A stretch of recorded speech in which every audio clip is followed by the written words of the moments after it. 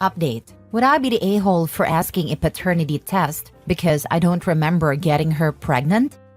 Original post. This is more of a request for advice than an am I the a-hole post, but here it is. I, male 35, have been with my wife, female 33, for the last 10 years, and we got married 3 years ago. For the past 6 months, our intimate life has been non-existent, mainly because I travel for work a couple of times a month. When I'm home, I work long hours. I try my best to help with housework and spend time with my wife, but I pass out the second I lie down. My energy level is depleted. My wife quit her job when we got married, so I can't just take a break from work. It was her choice. I had no say in it. Today she told me that she's pregnant. I was shocked because the last time we had sex was many months ago. So I joked, "You got pregnant from cuddling? That's the closest we've had to intimacy." She kept insisting, "Don't you remember?" I told her I honestly didn't. She said, "Well, we started making out, then you kind of passed out. So I just wrote you." "Oh well," and she giggled. I asked her, "While I was passed out?" She said, "No, you were kind of awake. You had a big smile afterward. What's the big deal here?" I told her that I would at least remember some of it. Come on. She got mad and asked if I was accusing her of something. I said no, but I'm just very confused. Am I the a-hole for thinking my wife might have cheated on me? I've been home on occasion, so my traveling hasn't been constant. Do I need her permission to get a paternity test? If she hasn't cheated, why don't I feel happy and joyful? I feel like an a-hole. Now for the top comments before reading the update. So either you cheated or you violated me. Not a-hole. Get the paternity test. And I'm sorry for what's happening to you. Get a paternity test and get tested for STDs as well. In case anyone doesn't know, you can Google STD testing and find local resources for free, or low-cost STD testing without having to get a doctor's orders. The testing then comes to you in a confidential way and isn't listed in any of your other health records. It's the best way to make sure everything is okay. I've used STD Check in the past, but your local health department may also offer free or lower cost testing, and Quest Labs appears to have tests you can direct order as a consumer, meaning no order required. So many red flags here. My wife quit her job. I had no say in it. This should be a common decision. You are in a relationship. One partner can't just choose to stop working without the other partner being part of that decision. You kind of passed out, so I just wrote you. Oh well, you were kind of awake. I'm sorry, what am I reading? This is a crime OB. If this really happened, your wife violated you. I can't believe I'm about to say that, but best case scenario, she's a liar and she didn't violate you, and is trying to make you think you are the bio father of that child. I really hope this is what she is doing. Do I need her permission to get a paternity test? For now, you need her permission, yes, because the baby is not born, so you don't have access to it to make a paternity test. I don't know a whole lot about laws, but maybe a judge can force her to have one? If she hasn't cheated, why don't I feel happy and joyful? I think this is the best question you could ask yourself right now. That baby, if it's yours, was made during SA. That baby, if it's not yours, was created with another man. The fact she might have violated you or is lying to you about forcing herself on you is, in my opinion, quite enough to not be thrilled about that child. Also, if you were already unhappy in your marriage and exhausted because you can't take a break from work because she made a one-sided decision to not work, that could also contribute to you not feeling joyful. I'd say you don't have to dig deep to see why this marriage is toxic, Hopi. Not a-hole. Now for the update. I got a lot of DMs asking for an update. I'll be seeing a lawyer this week and then I can share more. I checked her phone. I'm not proud of it. And yes, she and my brother bonded over feeling like lonely spouses who were neglected by their partners.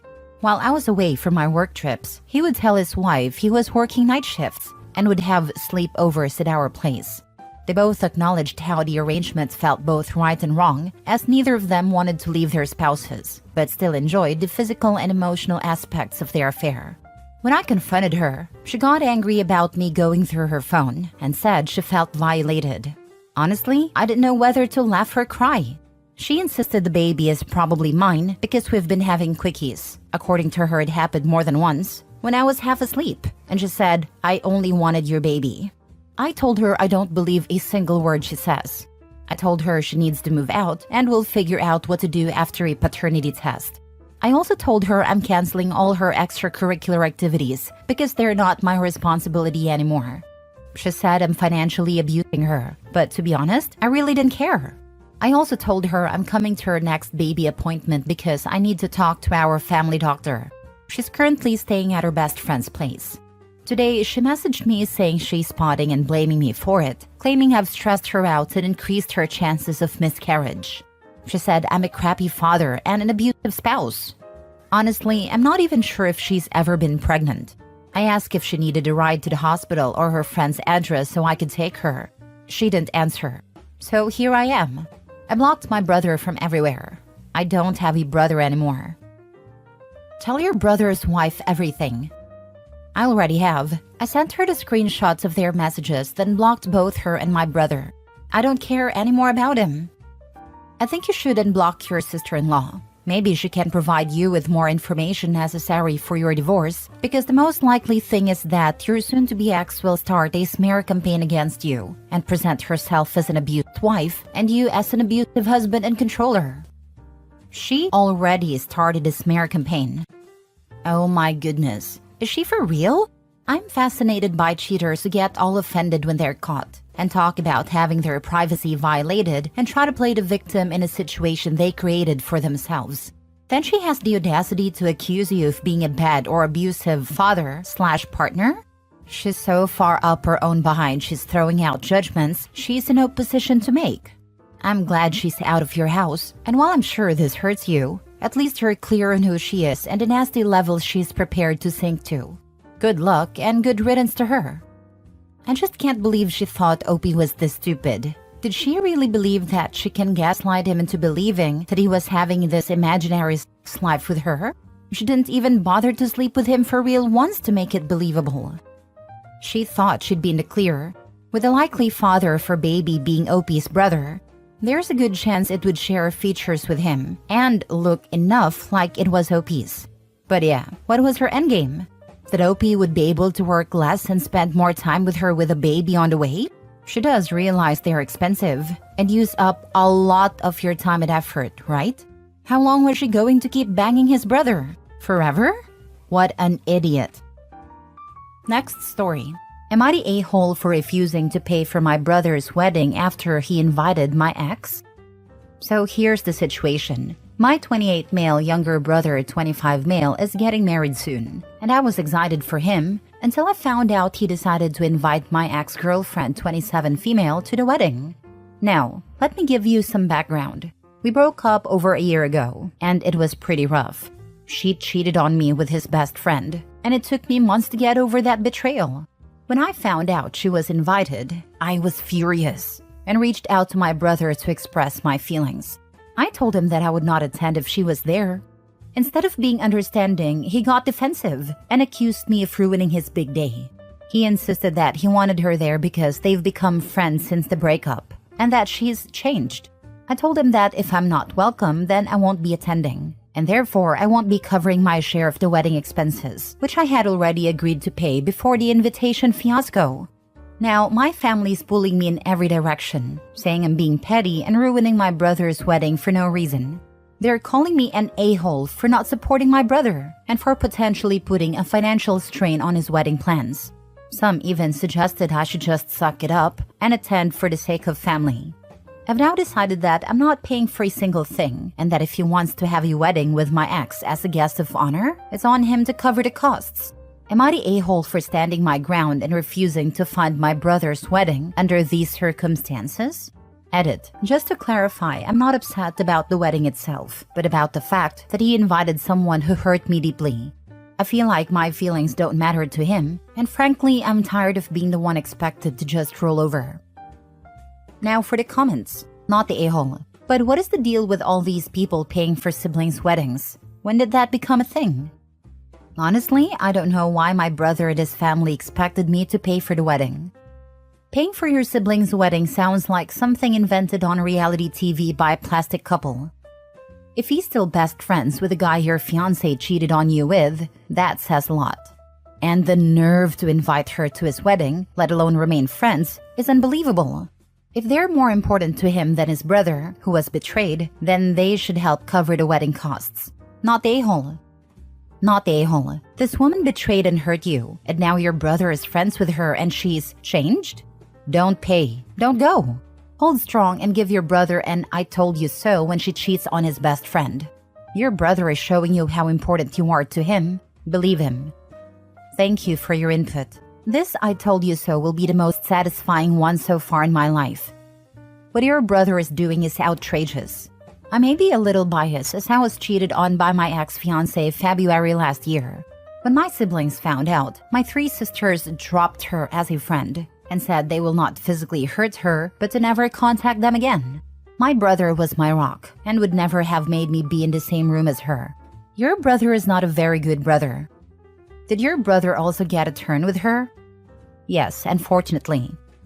So why was your money involved in his wedding to begin with? My brother is currently unemployed. Why is an unemployed guy with no money getting married? My relatives would have schooled me if I was unemployed and going around asking people to pay for my wedding. Why he is getting married in his current situation is beyond my understanding at this point. Last story. Am I the a-hole for cutting my biological children out of my will and instead giving it to my stepson? I, 60 male, know that title probably caught a lot of you, but it really isn't what it seems. This entire situation has been agonizing for me, both physically and mentally. I don't even know where to start. I guess I'll try and be as succinct as possible, so as to not bore anyone with the details. So I've been married for 2 years to my wife Jen, 58 female, with whom I am raising her son, 16 male with. Man, words can't describe how much I love that kid. I treat him fully as my own. He's such a nice boy, and I'm proud to say he gets on with me very well. I also have 2 children from a previous marriage, 30 male and 27 female, from my now ex-wife, 60 female. Long story short, I've cut my bio son, 30 male, and daughter, 27 female, out of my will. They are to inherit nothing. I run a rather successful business and own a few houses which are worth a lot. I'd always intended to pass that on to them, the business to my son and the houses split between my son and daughter. I know it's a bit morbid because there's nothing really wrong with me health-wise, but I've always been open with that to them. To be honest, they both had a spoiled upbringing, so they had a head start in life, which is the complete opposite of how I grew up. Now, if we wind the clock back some 5 or so years ago, I was married to my now ex-wife. We had been married for 35 years. We did have our ups and downs like any other marriage, but there was never any infidelity or anything. Well, long story short, I ended up coming home to find her in bed with another man. Of all the ways to find out your spouse is cheating on you, that was the one I did not expect. Not because of how disrespectful it was, because at that point respect is out the window, but because of how stupid it was. I did a lot of late work at my office during that time, but truly they weren't that stupid. At that moment, I was seething in rage and had to restrain myself from beating the crap out of that guy. I ended up divorcing her and keeping my distance from her. I needed a lot of therapy and support to get through that. My relationship with my bio kids was still great and they understood what I was going through, or so I thought. It was only recently that when I went for a drink with my daughter that she was all of a sudden quiet and not like her usual self. I asked her what was wrong and she said she was scared to tell me. I calmly reassured her that everything would be okay. She then proceeded to spill her guts and say that she and her brother knew about their mother's affair, but that their mother had begged them not to tell me when they knew. My son ended up agreeing with his mother and convinced my daughter that this would be best. So they knew their mother was having an affair, but were afraid to tell me. I couldn't believe what I was hearing. I asked her wasn't she and her brother angry at what their mother had done, and she said she was, but that they couldn't cope with this and that it wasn't their place to get involved.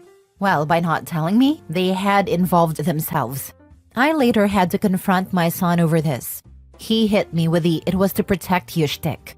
At that point, I felt very empty and cold inside. He began apologizing too, but by that point, I think I had enough. I had come to terms with the fact that my bio kids are fully grown adults now, and that this is how they've chosen to be. I'm not going to fully go no contact with my own kids. I can't bring myself to do that. But I don't want much of a relationship with them either. I had to sit down with them both and informed them that I'd cut them out of my will, and that stepson would be inheriting much of what they were going to get.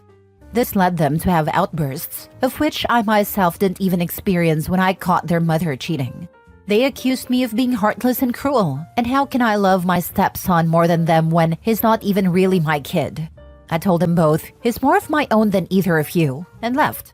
My stepson is very bright, and I'm sure he could one day take over my business. He could pick any of the houses I own to raise his family with too, and do what he wants with the rest of the properties.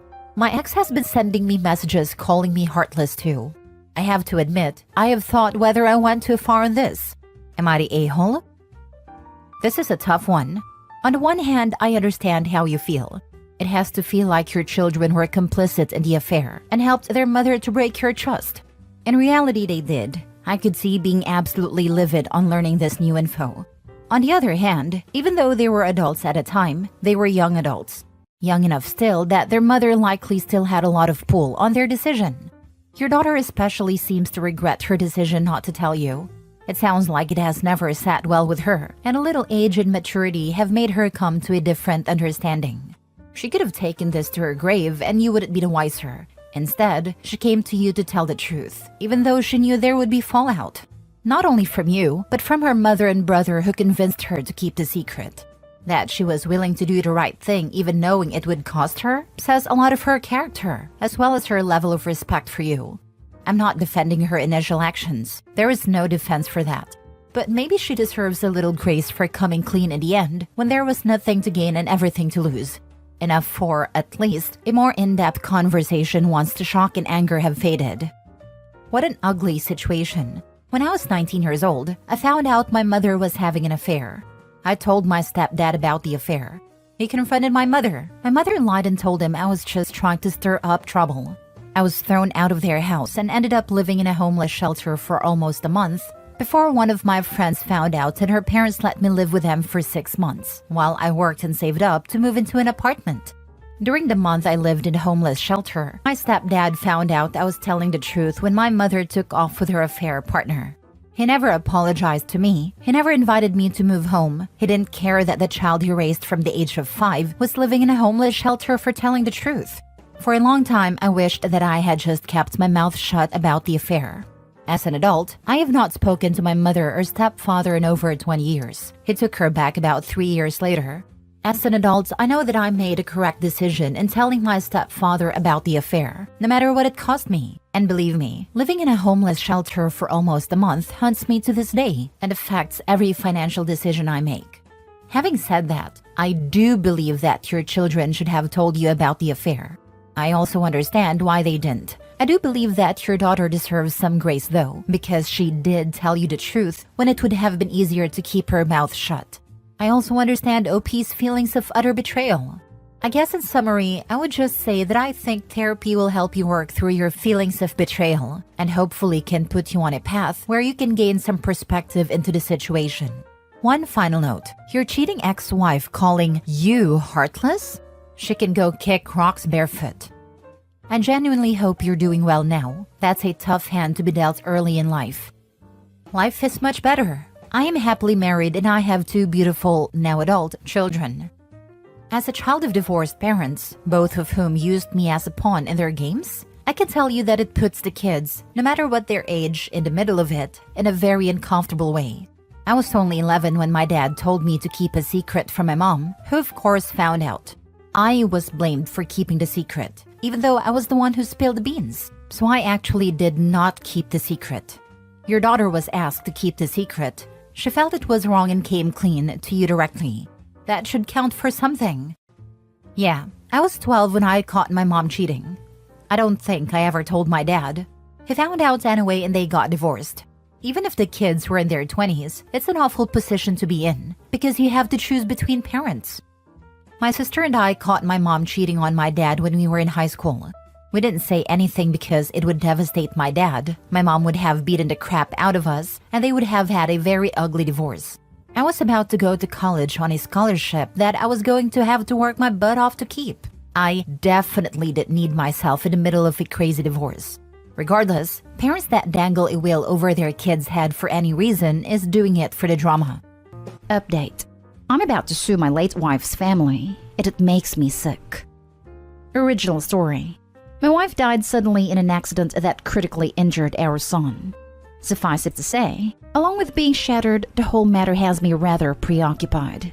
Her family arrived rather quickly and took charge of a lot of things, especially the funeral.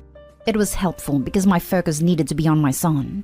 I was pretty much a guest at my own wife's funeral, because although I was there for a brief while, it was on a day when my son was scheduled for a rather serious procedure, and so my time was divided.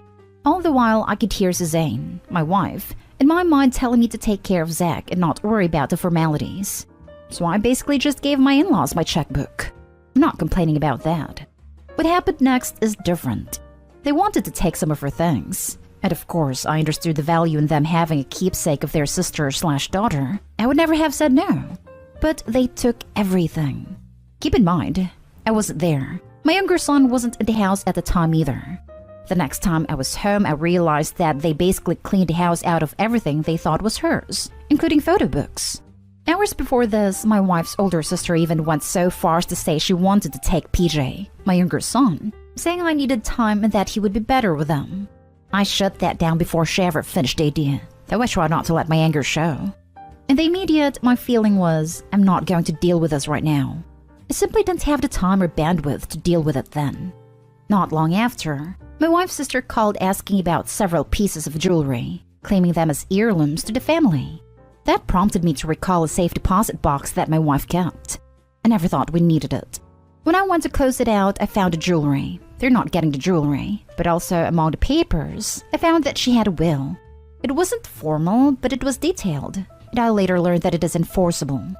Key to note, my brother-in-law, after learning that his wife took such things as our photo books, demanded that she return them. She refused. My lawyer has been communicating with me constantly since the accident. There are so many details, and I had already given him the will.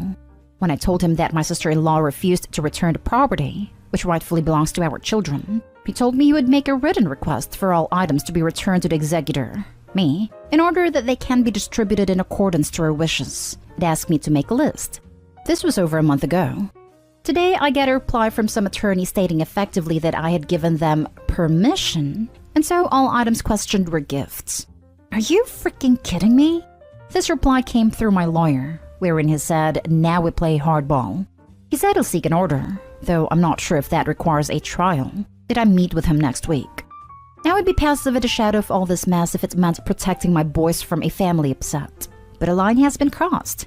I want my sons to have a good relationship with their mother's family. That's paramount, and I would do whatever it took to ensure that. Now we're about to get into a legal dispute, and things are likely to go badly. My last communication was with my mother-in-law, where she lost her mind on me. We had always been close, so this is all so strange to me. She was making demands that were unreasonable. The call ended abruptly when I explained that the boys were my children, that I would decide what is in their best interest, and suggest that she not test me because I'm done playing. I don't need this crap. I buried the love of my life. I'm dealing with the after effects of the accident. I am doing everything I can to bring my son back to good. And now I have to deal with this? Thing is, people manage grief differently. I get that. I respect that. These are not bad people. They are simply behaving badly. But I can't allow it. I haven't told the boys about any of this yet. I hope I won't have to. More than once, one of them asked where this or that is, and I told them that their aunts barred them. Who does this? Seriously. Anyway, I have nobody to yell at, but I really don't want to kick the dog. I love the dog, so I'm just venting again here. Thanks for giving me a place to do that. Now for the top comments before reading the update. You are 100% justified, and I hope you get them in court. That's some BS. I'd be doing exactly what you were doing. This makes me so mad. We had the same issue when my brother died. People stealing things, saying they wanted to be in his room one last time. We did, however, take all the valuables out before people came by. But those sentimental things, those are worth more than money. Get those people. You know, I'm actually glad to hear your anger because it makes me feel more justified in my own. This really is wrong. It's not just me. My aunt did that when my grandmother died. She just showed up with boxes and tried to take everything. My mom stepped in and luckily stopped a chunk of it. One day she came back when Mom wasn't around. I was only 11, so I couldn't do much. But I watched her go through the apartment and she would say, "Oh, I like that," knowing my grandfather would just let her have it. Freaking vulture. I'm very sorry for your loss. People suck. You're doing the right thing. How dare they? She didn't belong to them. You're entitled to her memory too. Of all the heartless and sensitive things to do. I've heard of people hiding all of the deceased things and rug sweep their grief, but to have that done to you against your will? That is absolutely belittling to the value she played in your family. My blood is molten on your behalf. I wish you luck. Thank you. She was my family. She belonged to me and to our sons. We were her family by choice, and our boys are entitled to everything she wanted them to have. These people are about to figure that out. They're messing with the wrong guy. I hope your son is doing well. He is, and thank you for asking. He's doing better every day. And now for the update. After my wife died suddenly, I vented here about how her family came through and took her belongings. The reaction from the sub was more than I expected, and was appreciated. A lot of folks here were pissed on my behalf. Many asked that I update, and so I am. I had a long and reasonably deep discussion with Suzanne's mother and sisters earlier today. They speak to the boys, my sons Zach and PJ, on occasion, and actively seek the connection. I haven't spoken to them in a while, and haven't proceeded with any additional action since the initial request through my attorney that they return her property, now my children's property. It was my wife's older sister's birthday a couple of days ago, and, for all that's happened, I still made sure to send her lilies. Suzanne sent her lilies every year. I guess I was looking to remain human through all this mess, and maybe rubbing their nose a little at the same time. Either way, this was the catalyst for her call today. We spoke for a minute or two, before she asked if I would speak to them all together on Zoom. They were actually standing by as we spoke, so I closed the door of my study and joined them online. As they popped up on my screen, I didn't say anything. I didn't show any emotion at all. This was their invitation, so I would just listen, and I had no idea what to expect. Her mother started a conversation by hitting the tough subject head-on, saying, "We have the request from your lawyer and we withdraw our answer. We want to comply with everything." Then her older sister added, "And we want to know how we can fix what we broke." For the hell I've been living over this? The relief of their words was enough. So I told them nothing needs to be broken. They asked me if I would listen, and of course I said I would. And for a while I did. I didn't say a word. They were orderly, if not rehearsed in their monologue, taking turns at affirming each other. Her mother explained that they were shattered after losing Suzanne, and that they seemed to come together as a pack. We've had some time since those first days and we've talked it through, and all of us realized that we weren't thinking, her younger sister said. Part of their grief was anger, they explained. They weren't angry with me, just angry in general. When they were at the house and picking a couple of items to keep, they just kept taking things. Her older sister explained that they were upset that, as Suzanne's husband, I controlled everything and everything defaulted legally to me.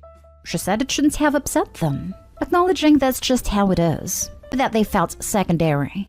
This was the only time I spoke, saying, "I never made you feel secondary.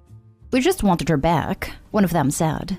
"Without that, we just wanted everything we could have of her." They knew they were wrong, but being wrong only made it worse. They explained it like digging a hole and not being able to get out of it. "So we doubled down," one of them said. Her mother became emotional when she said, "I read the inscription on the box and realized that it wasn't Suzanne's, but that she had it made for you." She then said she didn't mean to take it. The inscription she speaks of is carved on the inside lid of a small decorative box that Suzanne gave me years ago. It reads, "Still and after all." She always said that to me, especially after I would drive her crazy. Whenever it got Suzanne mad, I'd ask if she loved me. She always said, "Still and after all." Anyone would know that the box means a great deal to me. The upshot is that my brother-in-law will be returning everything next weekend. Her mother emphasized everything. He'll be driving down and my sister-in-law asked if it might be possible for him to stay over, given that it's a long ride. I told her that Anthony should always consider this his home, and they should too. When they finished, it was my turn. I didn't say much. I didn't want to say a lot. I only told them how much their decision meant to me and the boys. I explained that I understood everything they said. We were all out of our minds, I assured them. I'm relieved and yet cautious. I need some time to pass, but I'm hopeful that the relationship will heal going forward. I remember reading your original post. The fact you are mature and adult enough to hear them out for your kids' sake is commendable. If anybody came for my partner's stuff if she had passed, I'd be going King Kong on everybody that gets over the threshold. I'm super hyped for you that you got your wish though. Truly excellent news. Thank you. You might remember that I was on the verge.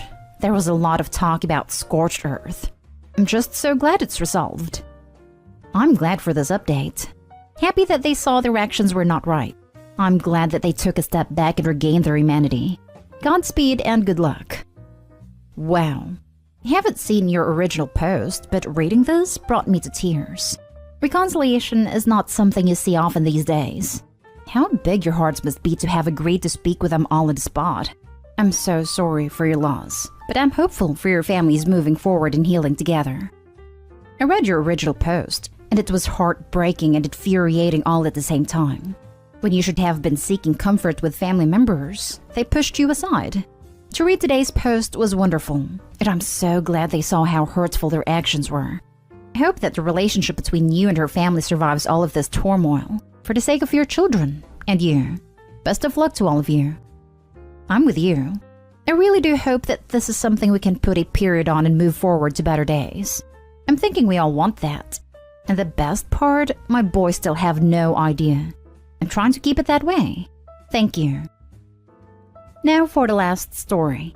Update. My ex-girlfriend passed, but her family barely contacts me that she had a baby. Original story.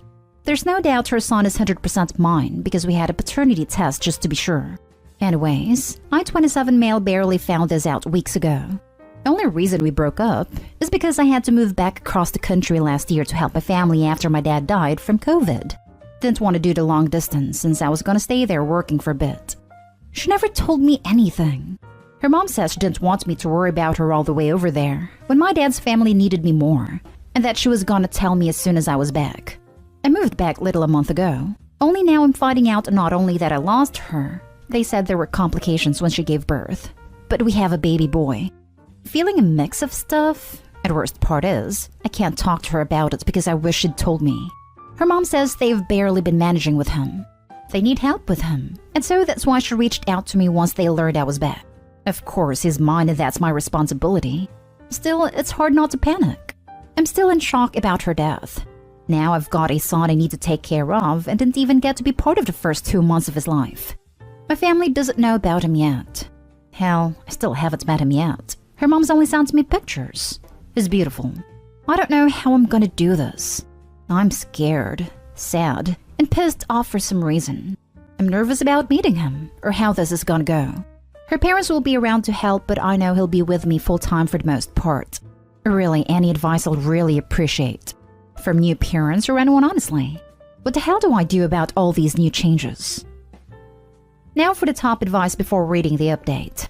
I would look into your company's policy on parental leave, then start looking into childcare options such as whether the grandparents can help with that. Congrats on being a parent. Condolences on your loss. And you can do it. Are you listed on a birth certificate? If you aren't, then not only do you have no responsibilities, you have no rights either. It could be very dangerous for you to take over the care of this child if you are not listed as a parent. Anyway, it sounds like a mess, but you can do it. Lots of single moms in the world do it all the time. I don't know where you are located, but there are all kinds of resources for new parents, single parents, etc. One of the best places to start is at the pediatricians. Good luck. Not yet, but we're gonna look into getting that taken care of. Her parents want to help out but can't have him full-time anymore. And now for the update. All the info and advice you guys gave in my original post meant a lot to me, so thanks for that. Some of you wanted an update. What can I say? Things have been chaotic. Finally met my son, and that was just a truckload of emotions hitting me all at once. Wasn't expecting it. My ex's mom had to take him for a minute because I was literally sobbing. It wasn't because I didn't want to be his dad or anything. It's one of those moments where everything hits you at once and the only thing you can do is cry. She understood it though, and she cried with me. She's a sweet lady. One of those ladies that treats everyone like her child because of how caring she is. My son has my ex's nose and the shape of her eyes. That's what hit me more. Just because we broke up for the meantime while I was at my dad's, didn't mean I stopped being in love with her. And now we have a baby together. Only she won't get to be here to share that family experience, and I miss her so much. Got to hold my son, introduced myself to him. Me and her mom talked about custody stuff. Already got a lawyer for that to make the process easier. So everyone's on the same page. They let me stay over, talked more about my ex, had a few beers with her dad. I stayed at their house a few days because honestly, I was still terrified of being left alone with my son because I had no clue what to do with him. They were both really kind and patient about showing me how to change his diapers, feedings, how to give him a bath, rock him to sleep, how to install the car seat in my car without throwing it on the floor. Her parents were nice enough to let me spend the night, so every time he woke up, I'd be there, either to watch her how she does everything, then I started doing it. He's been with me almost 2 weeks at my place. Got mostly all of his stuff with me. Looking for a 2-bedroom, but for now is sleeping in his bassinet in my room. It's been really hard. Especially the first night, I probably called her mom like 5 times within 2 hours because he would not stop crying. Then his pediatrician because I'm freaking out something might be wrong with him. Calming him down whenever he got fuzzy was my weak spot. Nothing I tried was working. Singing to him seemed to help a lot, walking around my apartment and rocking him nonstop.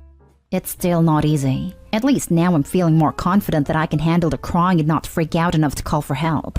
Taking time off from work again so I can be here with him full time. I'm tired, stressed, still got a lot going on emotionally, but I'm also just happy when I'm holding him or making him smile. Honestly, the little stuff he does, even his cute little sneezes, makes me love him even more. Seems like he's starting to like me too. Almost everyone in my family has met him on Zoom. My mom's coming over to see him. She's offering to do babysitting once I go back to work in another few months, so that's one less thing to worry about. I just wish my dad would have had a chance to meet him. I know they would have been best friends, and it definitely spoiled my son so much. It is like my ex knew that too. So didn't know this until her parents gave me his birth certificate. But my ex wanted his middle name to be my dad's, so that was a nice surprise for me that he's got his grandpa's name too. I'm slowly adjusting to this new life. Not easy, but it makes it worth it. I want to be his dad and give him the best I can the way my dad did with me. Update. Would I be the a-hole if I told my male 46 kids, male 16 and female 18, their recently deceased mother, female 44, cheated on me? Original post. The wound's still a bit fresh. A month ago, my wife of 22 years tragically died in a car crash. Cynthia was one of those drivers that loved to stare into her phone, and unfortunately this bad habit caught up with her in the last week of January. I was pretty devastated when the police showed up at my door and told me she had a fatal accident, and I wanted to honor her somehow. At the time of the accident, I had no idea she was having an affair. The last 4 or 5 months, I did notice she was pulling away and our intimacy decreased, but I thought this was just something that happened to couples after 20 years, so I didn't pay much mind to it. But at least from what she told me, Cynthia started to get into writing. She was constantly on her laptop typing away at all hours. She told me she was working on a fantasy book, hopefully the first of his series. When I asked more, she said it was about a fantasy world where a super advanced human race appears and interacts with orcs and elves and magic with laser guns and high tech. It sounded very cool, and Cynthia promised as soon as she had her first draft she liked, she would let me read it. I decided to honor her by getting the draft of her book and hiring a writer to clean it up and publish it with a novelty press. I got on her laptop and no book. No sign at all. I opened her Chrome thinking she might have written it in Google Drive and saw a bunch of pinned tabs. One was a Facebook Messenger tab with a ton of her messages with a man named John. I have no idea who John is, never met him, but they talked about meeting up, exchanged photos, everything. The last message John sent her was 2 days before Cynthia's accident. The two saying they loved each other and him saying he was going on a business trip to Germany. The messages between Cynthia and John have shown they had met up at a house more than once, so I already had a lot changed. Not sure if John is back yet, and frankly don't care if he is. I was thoroughly devastated. She did have a Google Drive tab, but in her drive wasn't a book about elves versus Vulcans, but a shared document with John. The document was a plan her and John drafted on how to divorce me, turn the kids against me, and take our home and as much money as possible. One thing she noted was she has been taking money, a few hundred a month, and putting it in a separate account. I got the bank things sorted out, and the money in the kids' college account. I've also been going to therapy twice a week now. It is hard to be mad at someone dead, especially someone everyone else in your life is grieving and praising as a wonderful wife and mother. I've asked my therapist if I should tell my kids about what Cynthia has done and what she has planning to do. My therapist cautioned me about this. He said that they just lost their mother, and being told this would be condemning her memory. Damnatio memoriae. Maybe now it is not the time, but I think eventually would be a time for my kids to know. Now for the top comments before reading the update. Now is definitely not the time to burden them with that. I agree. As someone who lost a parent when I was growing up, I could not handle information like that at a time. I know every kid is different, so you know yours the best. But personally, I think it'd be easier to wait until they're independent adults, not just legal adults, because I did not consider myself to be functioning as an adult at 18, and can process everything without it taking a toll on their mental health during a time I grieve. Yeah, like waiting until they're steady in their careers. I read something a long time ago when one parent told the kids when one just finished high school and the other was in college. It broke them. The college student dropped out, and I can't even remember what happened to the 18-year-old. Maybe only tell them if they're experiencing something similar in their lives, so they can see that you understand what they're going through. Honestly, there is no need to tell them. My kids were grown and still had daddy on a pedestal. I told them eventually that he might have been a good dad, but he wasn't a good husband. They got it. They were 4 and 5 when he died, and 20-something when I said that. They quit comparing their stepdad so harshly. This is literally all you need to say, that you mourn him differently because he was different with you than he was with them. My mom has told me some things about my late father recently, and it's hard to take. Plus, there's nothing to be done about it now. It just makes me feel bad that I didn't know what was going on at a time, even though I was a kid. She was the adult who chose to not take action. I will absolutely take some things to my grave unless my daughters find a way to get it out of me in my deathbed. I can tell they really don't want to know all of it. No one knows all of it. They don't need to know all of it. Adults should not be telling children everything that goes on in adult relationships. Full stop. But later it's a coin toss whether to tell adult children about such things. I don't think it's helpful unless for a very good reason. For example, my ex is bipolar. That's the most genetically determined of the major mental illnesses, and some of his story is relevant. Although, the children have now passed the point where bipolar makes its appearance, so it's a bit easier to discuss. You would be the a-hole, but I would suggest finding out who this John is and make sure he does not show up in your lives, such as at the funeral or anything. Sounds like they had some big plans involving your kids, and who knows what this POS could say. Now for the update. Some things have happened since the last time. To answer some questions, I have gone to the bank and got control of Cynthia's account and transferred the money into a savings account for the kids. Also, my kids already suspected. Tuesday night, my eldest Michelle and my son Jason had something to say to me. They sat me down in the living room and Michelle said, "We think mom was cheating on you." They both said they weren't sure, but it was eating them up seeing me in extreme grief the past month, and they thought I should hear what they suspected. They brought up how Cynthia was always away, and when she was at home, she would say strange observations about me. Stuff like, "Isn't it weird your dad's working late this week?" This is one of those seeds Cynthia mentioned in her document that she wanted to plant to the kids. Michelle said her suspicions went high the week before the accident, when she got home from the school and saw a strange jacket on a coat hook by the front door. It wasn't any jacket Jason or I had, so she was very suspicious about it. I told both my kids that I didn't tell them, but I found evidence on their mom's computer when I was looking for the book she said she was writing. Michelle wanted to see the evidence, but Jason said he doesn't want to think or talk about mom for a while. I shared the info with Michelle after she insisted she already suspected her mom and was ready for it. It feels good to now have someone close that can talk to me about this beyond my therapist. Yesterday afternoon, I was home alone when I heard someone jiggling the back door knob. I went to the door and saw a man I never saw before, trying to use a key on the lock. I told him to step back from the door and he almost jumped. I opened the door a crack and asked him who he was and what he was doing in my backyard. It was John, Cynthia's affair partner. He told me that he worked with my wife, and he just got back from a trip and saw Cynthia died on social media, and him and Cynthia were starting a business. They had a business bank account with his investment money in the business, and he was wondering if I could help him get the business funds transferred over. I looked him straight in the eye and said I was at the bank and Cynthia didn't have an extra business account, and I had no idea what he was talking about. John also said that he wanted to check my wife's things for any sensitive business documents. I said he was a stranger and wasn't welcome in my home, especially since he tried to enter without permission. John looked defeated, but did suggest he would consult with a lawyer about his sensitive business documents and business funds.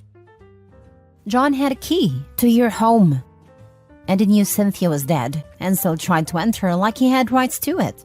Hope he needs to consult his own lawyer and get the locks changed. Change the locks if you haven't already. Very sorry about this. Glad your kids suspected and are handling it. Good luck to you all. That man is fortunate. By stealing into someone else's house, he was taking a risk that would cost him far more than money.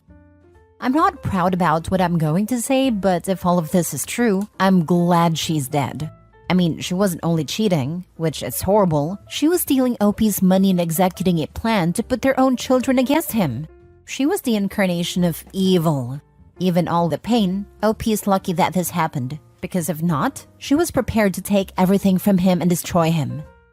Her children saw something was wrong long ago. She was one of those people who believe their plan is immaculate because they are geniuses and completely underestimate everyone else. Most criminals think this way. Totally agree. The world is better without that kind of people. I get the feeling that business money was the money she was stashing away. If everything was in her name, he had no claim and couldn't sue a dead person. A silver lining here, though. If she was still alive, I doubt the kids would have believed her lies about UOP. I would say get a security system for your house and maybe look into a PI to find out who this man is. He could be a dangerous person. Next story. Am I the a-hole for tricking my ex-wife during our divorce? My ex-wife, Becca, is 7 years older than me and has retired after 35 years of teaching. We had our kids later in life, and she took 4 years off to stay at home with them. I'm 58 now, and my ex decided 10 years ago that I wasn't who she wanted in her life anymore. It was a fairly peaceful divorce. Our kids were both in university, and we had that taken care of. The only real sticking point was our home. I thought we should sell the house and each use the money to buy something smaller and that would require much less maintenance. It is a 5-bedroom, 4-bathroom house we bought after we got married. We got it at a very good price and it has appreciated quite nicely over the last 38 years. Becca wanted to keep the house so the kids could keep their rooms. And so she had space for our, at that time, non-existent grandkids. Myself, our kids, our lawyers, everyone told her that it was a bad idea. I gave in and traded away alimony for my share of the house. Like I said, my kids were in school and neither of them planned on their careers keeping them in our town. My work gives me $250 a day tax-free as a living allowance since I work away from home. Rather than stay in a hotel, I've been renting a house in the city where I work. It works out well since I'm saving on travel back and forth. I see my kids when they have time. I took extra time off when my first grandchild was born. I can afford to do a lot of stuff I skipped before because I was saving for 2 people in retirement. Now that it's just me, I'm doing quite well. Becca is not. She wanted the lifestyle I was funding to continue. She went through her savings and now she just has her pension, which is pretty good I think, but it isn't enough to pay the property taxes, as well as pay for her trips, maintenance and stuff. She's having to sell her house where neither kid ever returned to live in after graduation. She has to travel to see our grandchild since my daughter is just at the beginning of her career and cannot take that much time off. She has been complaining to anyone who will listen that I'm living high on a hog and she was going to be homeless. That isn't true. There will be a bit of capital gains tax, but she will have an amount that will let her buy a condo for herself that is affordable. If she wants to keep the house, she could do a reverse mortgage, but I think that's a terrible idea. I think part of it is that I have a girlfriend now who is in her mid-30s, and she never found a guy she thought would be better than me. I think the guy she was seeing after we broke up was supposed to be him, but he didn't work out. She is mad that because of how I get paid, her alimony seemed like not a lot compared to owning a house free and clear, but I don't think it's my fault she wouldn't listen. Now for the top comments. Not the a-hole. I don't understand how she thinks you tricked her. I'm sure after that many years of marriage, she understood how you got paid. You need that money for a separate household so she doesn't get any of that. She was informed by everyone else that she should not keep the big house, but she would not listen. She kept up her lifestyle after the divorce even though she had much less income. She knew her kids were not planning on moving home. There is nothing here that makes you the bad guy. She has buyer's remorse, and that is not your fault. I think so too. I do feel bad that she feels this way, but I thought maybe I was missing something and you guys could point it out. Real estate is still priced pretty high. She should make some good money on a house, no? She absolutely will. If they divorced 10 years ago, all houses everywhere, assuming she didn't let it fall into disrepair, have since gone way the heck up. There's no way she doesn't still walk away without a massive payday. Heck, even if it was in disrepair, there's a house near me that caught on fire and is unlivable and the owners want $200K. Not the a-hole. She made a bad decision and is mad that you are living your best life. She has no one to blame for her choices than herself. Thank you. I thought maybe I was missing something obvious. I did honestly try to get her to sell the house during the divorce. It's not her fault that she has champagne tastes on a beer budget. And owning a home you can't afford is simple math she could have done and figured out. Stop dwelling on her issues and live your life. Right? She's certainly living rent-free in his head. It's hard to separate lives after almost 30 years together. Our friends and family are all the same after this long. She didn't seem to have much of a problem separating things. Last story. Am I the a-hole for completely ignoring Valentine's Day because of our dead bedroom and not entertaining my wife when she expressed that it upset her? My wife and I are in our early 30s and have a dead bedroom. She's lost her libido over the years, and I can positively confirm that this isn't the person I agreed to marry in the first place. I tried to get her help, but she hardly follows through on a suggested course of actions, whether it be in a couple's therapy or individual ones. I feel like I don't love her anymore, but in my culture, divorce is taboo. So I am essentially stuck in this marriage. I hate how she doesn't even try. She would have all the time in the world to complain about her manager or complain about her weight, but wouldn't do anything about it.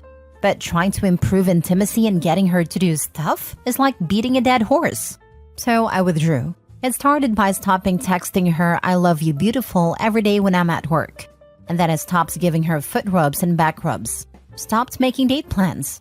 Then it came to a head when I completely ignored Valentine's Day and didn't get her anything. It was just like any other day to me. She confronted me and was terribly upset about this. I asked her, has she done anything to make me want to love her? Why should I be coerced into giving affections I don't want to give? Like, why should I care about what she wants when that care isn't reciprocated? Maybe this is vindictive, but I am disillusioned by her and disappointed in her for giving up completely on an intimate part of our relationship. We cannot stand each other, and she doesn't acknowledge me. Am I the a-hole? Not the a-hole, but you're the a-hole to yourself. You're going to be miserable for the rest of your life because divorce is taboo? Nah, man, don't throw your life away. Be brave and let each other go. You should be more upset with your culture because divorce being taboo is ridiculous. Stay miserable if it's so important not to offend your culture. Otherwise, leave. She's an a-hole. Like in India, where divorce is a taboo, getting it is extremely hard. Especially as a man, where it's ridiculously and unbelievably common to use multiple DV and dowry sections as false cases to prevent it, if other party doesn't agree for a divorce. That too with an extremely slow and cruel court system. Getting divorced is so painful that most people suffer endlessly instead of getting it, especially men. Not the a-hole. And taboo or not, do you want to spend the rest of your life miserable because of a cultural taboo? Till death do us part? Sounds like person you married died already. Yeah, early 30s is perfect time to make a new start and build the life you want. Don't let cultural pressures get in the way of your happiness.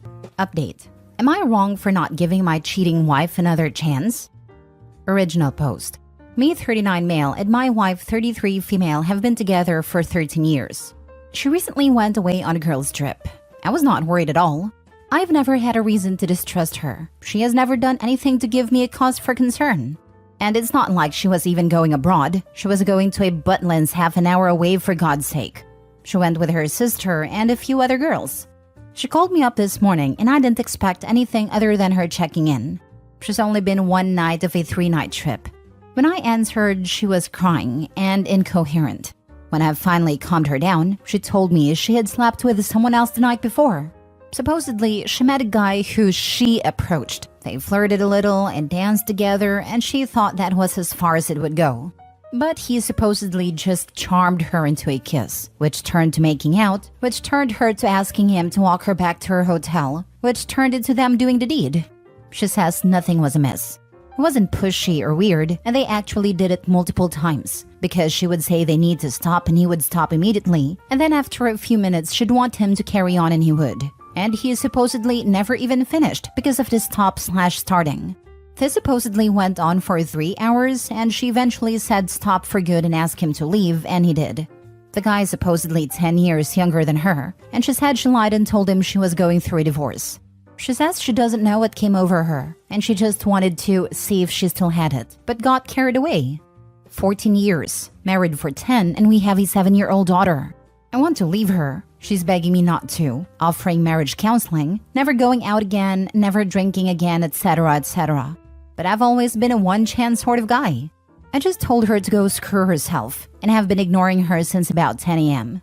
Now her friends and sister are calling me too. They apparently had no idea she'd even gone home with him. They saw them talking, but thought nothing of it. I just want them all to leave me alone. I told my mom about it, and she said I should think of my family, and that my wife seems genuinely remorseful and didn't try and hide anything, and came clean straight away. That it's not like she had an affair, and that as bad as it is, this is best case scenario. After that conversation, I feel like I'm insane. Am I wrong for not even considering forgiving her? Now for the top comments before reading the update. You're not wrong at all. She broke your trust. Now every time she goes anywhere, will she do this again? And she didn't hook up with him one time. She told you it was multiple times. Turn your phone off and take your daughter out for a meal. Spend time with her before your wife gets home and starts love bombing you both and strong arming you. She approached the guy. She invited him to her room. She did him multiple times. Kind of weird that she felt so remorseful afterward, isn't it? I'm betting someone else on that trip threatened to tell her husband if she didn't. And on day 1 of the girl's trip? Wonder if she used protection with all that stopping and starting again and again. Also, think his mom cheated, and that's why she's like, it's fine, it wasn't an affair. Best case scenario is his wife kept it in her pants, mom. She didn't. So she's willing to not only nuke her marriage and family, she's willing to expose herself and you to all kinds of diseases. She sounds unhinged. As for your mother telling you to think of your family, why does that advice apply to you? You have done no wrong. Your wife threw her family off the roof. She's the one who should be getting a lecture. Why is everyone blowing up your phone? Why are you the bad guy? Why is it everyone and their mother berating and ridiculing your wife? Why are you supposed to roll over and take it? Why do you need to be a doormat? Call a divorce lawyer now. Don't expose yourself to any germs she may drag home. She told her affair partner that she was going through a divorce. Time to make an honest woman of her and divorce her. Best, most succinct answer. I do agree. The sad part is you can almost bet she's long had a desire to try out someone else in the bedroom. Her girl's trip just gave her the perfect excuse. I seriously doubt it was out of the blue in one night. There's a chance it could be, but I'd go with her having been thinking about it. That part hit me. She had her hook already before meeting that guy. She knew exactly what she wanted to say to convince some random that she was single and up for it. That means she'd been thinking about it for some time before actually doing it. This wasn't the spur of the moment overwhelming feelings as the wife is claiming. The specific guy wasn't planned, but the cheating was. Trust is broken. You are not wrong. Some will do marriage counseling, but I personally couldn't forgive this. 3 hours of deception is a long time, and she knew it was wrong. I'm so sorry, Opie. I get the one and done 100%. 3 hours is crazy. That's not just a mistake or lapse in judgment. Now for the update. So my wife came home tonight after giving me the day to cool off. I asked to see the guy. I don't know why. Maybe I'm a sucker for punishment. And of course, he looks like a superhero. So that's great. Guy looks like Anthony Joshua or something. For the record, my wife is beautiful. Like perfect teeth, works out regularly, etc. I'm not ugly, but I'm just a typical English guy.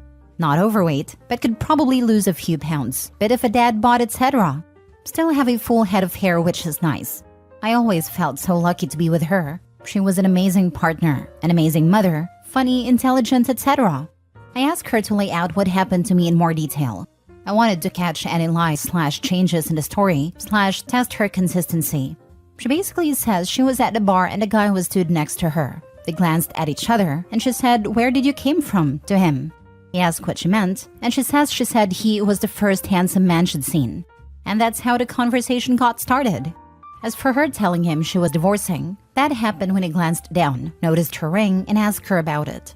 Apparently, once she said that, he went on to say, "Not like I care either way." What a gent.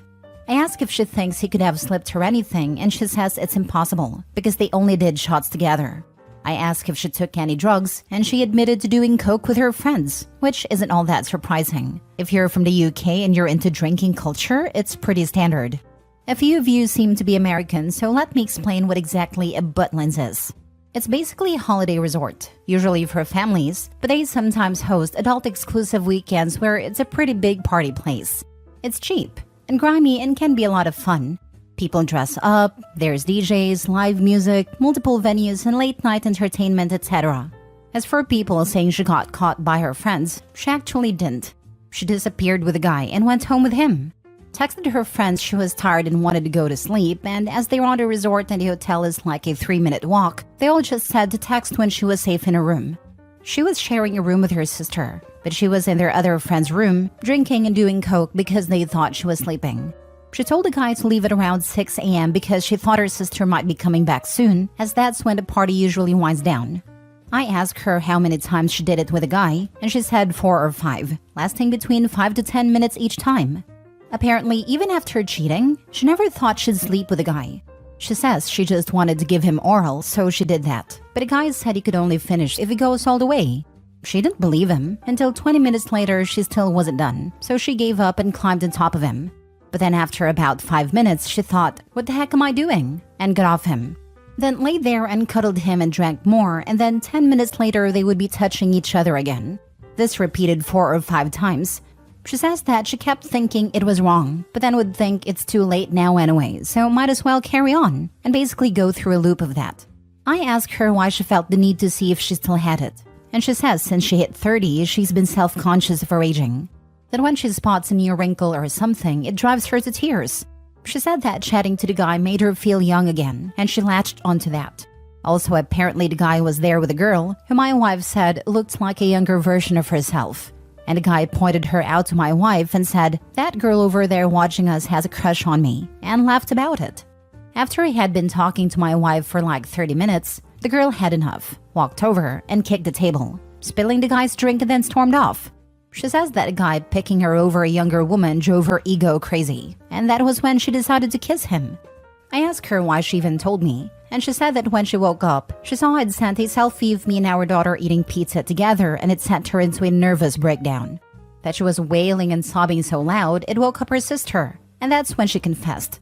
Her sister told her she was insane for what she did, and wasn't very comforting, and then left the room mad at her, which made it worse. And that's when she called me. I've asked her to leave the house for a few days, and she's staying at her mother's house while I decide what I want to do. She begged me not to make her leave, but she did when I said it was the least she could do after blowing up our entire lives over wrinkles making her sad. As for my mother, she still thinks I should forgive her.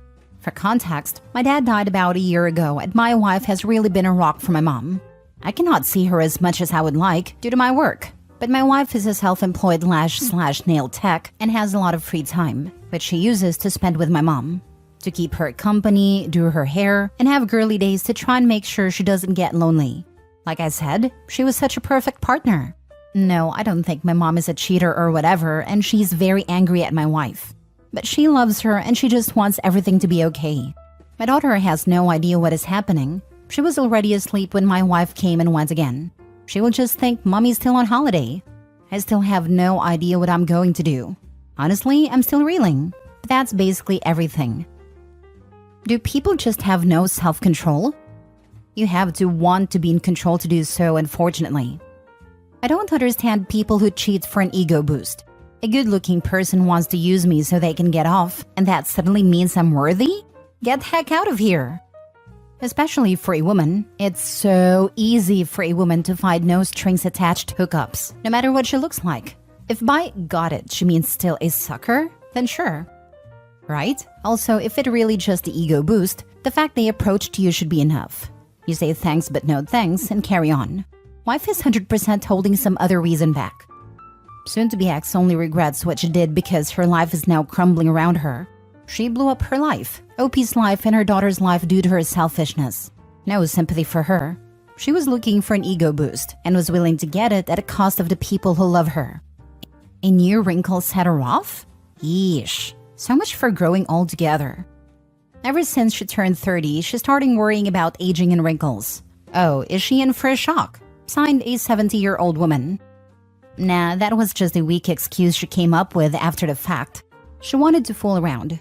And coke probably wasn't great for impulse control. OP will be better off without her. But I hope OP can keep a close eye on things with his ex when she has their daughter. I would be distinctly uncomfortable knowing my child was in the care of a regular coke user. Last story. Am I the a-hole for feeling insecure and confronting my wife after she gave her number to a guy at a cultural event? Hello Reddit. This is a throwaway account, as my wife also see my posts on the main one. I'm reaching out because I need some outside perspective on something that happened last night, which has left me feeling quite conflicted. My wife attended a cultural event with some friends, and this morning, after I asked if anything happened that I should be aware of, she mentioned that a guy, a friend of her friend, had asked for a kiss towards the end of the night. She assured me she declined his request. This revelation made me feel insecure, prompting me to ask her a series of questions. I appreciate her honesty in telling me about this incident without any prompting, which clearly shows she was trying to not hide anything from me. However, my insecurities got the better of me, and I asked if she had added him on any social media platforms, to which she answered no. Later that day, I saw a notification on her phone from this man, thanking her for giving him her number and expressing how much he enjoyed meeting her. I confronted her about this. I want to clarify that my confrontation was not out of a belief that she did anything wrong, but rather because I felt that she should have mentioned she had given out her number when I asked about social media. She explained that everyone exchanged numbers at the beginning of the event before he had made any advances, and she didn't think it was significant to mention, especially since she had forgotten about it by the time I asked. She is now upset with me for what she perceives as possessive behavior. I admit that my insecurities led me to ask multiple questions, but I still believe that asking such questions is part of a healthy relationship dynamic, especially when feeling uneasy about a situation.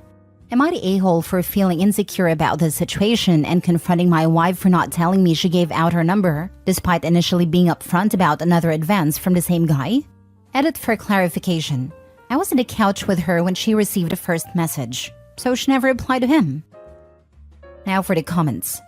Not the a-hole. I would ask her to block the number and delete it, as this man has no respect for your marriage and will likely keep contacting her. If I do this, then I will probably be accused of being possessive, right? I'm always stuck on expectations that I can't say out loud because it becomes forced or toxic if forced. Don't let people who are out to destroy your marriage into your lives. This man has already shown his intentions. His wife is the freaking problem here, not the guy. What is mind-boggling is that she gave another man her personal cell phone number. How the heck does she not realize that this behavior is problematic? OP should ask her how she would feel if he gave his phone number to a random woman at an event and then said woman asked for a kiss. I am married 20 plus years. I respect my husband and boundaries. If a man asks for my number and for some reason they miss the wedding ring, I say I am married, smile, walk away. She gave him the number before his behavior, so not a big deal there. But after asking to kiss her and then messaging her, she should not respond and block his number out of respect for her marriage. That isn't being possessive. I'm so sick of hearing this BS nonsense about controlling or possessive people while actively disrespecting their marriages. Pathetic. If she wants to entertain other men, she can do it single. Thank you. I don't know if it's a generational thing or an impairment thing or what, but I see it on here all the time. Don't let people that don't respect your partner or your relationship into your life. It's that simple. It's not controlling to expect your significant other to abide by this. Yeah, that's a big not the a-hole. Him having her number isn't a big deal. It became a big deal when he made a pass at her and she didn't tell you about it. Now, people are human, but her reaction makes me think it wasn't as one-sided as she is making it seem.